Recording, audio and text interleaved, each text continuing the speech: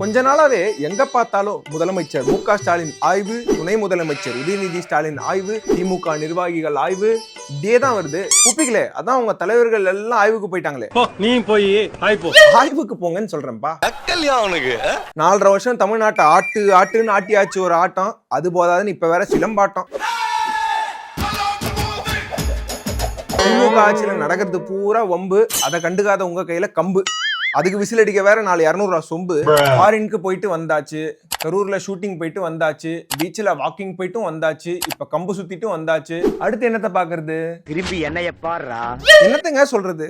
பிரச்சனைகள் நடந்துட்டு தான் இருக்கு, மக்கள் கேட்டுட்டு தான் இருக்கோம், திமுகவும் செஞ்சுட்டு தான் இருக்கேன்னு சொல்றாங்க. ஆனா எந்த பிரச்சனையுமே தீர மாட்டேங்குது. கேள்வி கேட்டா மட்டும் இதை பற்றியெல்லாம் கவலைப்படக்கூடியவன் நான் அல்ல. ஐயோ, நீங்க கவலையெல்லாம் பட வேணாம், உடம்ப பாத்துக்கோங்க. இன்னும் 6 மாசத்துல எல்லாமே கவலையே இல்லாம நடக்கும். சமோசால யாரு